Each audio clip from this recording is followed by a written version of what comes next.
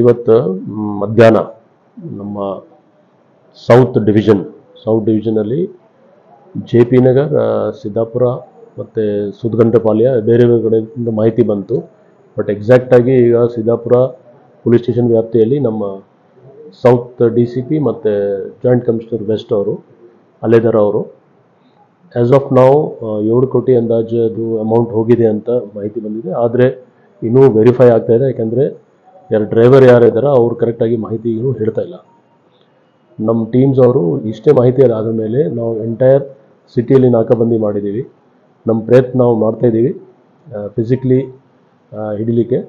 ನಮ್ಮ ಟೀಮ್ಸ್ ಎಲ್ಲ ಕಡೆ ಸ್ಪ್ರೆಡ್ ಔಟ್ ಆಗಿದ್ದಾರೆ. ಅದರಲ್ಲಿ ಬೇರೆ ಬೇರೆ ಥರ ಟೀಮ್ಸ್ ಕೂಡ ಮಾಡಿದ್ದೀವಿ. ಫಿಸಿಕಲಿ ಗ್ರೌಂಡಲ್ಲಿ ಕೆಲವು ನಮ್ಮ ಕಂಟ್ರೋಲ್ ರೂಮಲ್ಲಿದ್ದಾರೆ, ಬೇರೆ ಬೇರೆ ಟೆಕ್ನಿಕಲ್ ವಿಂಗ್ಸ್ ಅವರು ಎಲ್ಲ ಕೆಲಸ ಮಾಡ್ತಾಯಿದ್ದಾರೆ.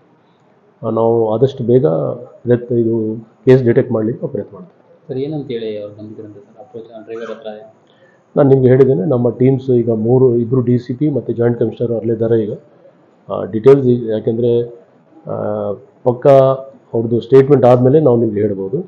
ಬಟ್ ಇನಿಷಿಯಲ್ ರಿಪೋರ್ಟ್ ಪ್ರಕಾರ ಅವ್ರದ್ದು CMS ಒಂದು ಕ್ಯಾಶ್ ಗಾಡಿ ಇತ್ತು, ಅದರಿಂದ ಜಬರ್ದಸ್ತಿ ಅವ್ರದ್ದು ಬೇರೆ ಗಾಡಿಗೆ ಟ್ರಾನ್ಸ್ಫರ್ ಮಾಡಿ ತೊಗೊಂಡೋಗಿದ್ದಾರೆ. ಯಾವುದು ಈಗ ನಮ್ಮ ಹತ್ರ ಕ್ಲಿಯರ್ ಕಟ್ ಮಾಹಿತಿ ಇಲ್ಲ. ಮಾಹಿತಿ ಅದಾದಮೇಲೆ ನಾವು ಮಾಡ್ತೀವಿ. ಅವ್ರ ಹತ್ರ ಭದ್ರತಾ ಸಿಬ್ಬಂದಿ ಹತ್ರ ಅವರು ಆರ್ಮ್ಸ್ ಎಲ್ಲ ಇರುತ್ತಲ್ಲ, ಅದನ್ನೇ ಎಲ್ಲ ವೆರಿಫೈ ಮಾಡಬೇಕು. ಈಗ ಎಷ್ಟು ಜನ ಭದ್ರತೆ ಅವರಿದ್ದರು, ಏನು ವೆಪನ್ಸ್ ಇತ್ತು, ಯಾಕೆ ಅವರು ವೆಪನ್ ಯೂಸ್ ಮಾಡಲಿಲ್ಲ, ಮತ್ತು ತಕ್ಷಣ ಮಾಹಿತಿ ಕೂಡ ಕೊಟ್ಟಿಲ್ಲ. ಸ್ವಲ್ಪ ಮಾಹಿತಿ ಕೊಡುವಾಗ ವಿಳಂಬ ಆಗಿದೆ. ತಕ್ಷಣ ಹೇಳಿಬಿಟ್ಟಿದ್ರೆ ನಾವು ಖಂಡಿತ ಇನ್ನೂ ಇಮಿಡಿಯೇಟ್ಲಿ ಆ್ಯಕ್ಷನ್ ತೊಗೊಳ್ತೀವಿ. ಸೊ ಎಲ್ಲ ಆ್ಯಂಗಲ್ಸ್ ನಾವು ನೋಡ್ತಾ ಇದ್ದೀವಿ, ಮಾಹಿತಿ ಏನೇನಿದೆ ಆಧಾರ ಮೇಲೆ.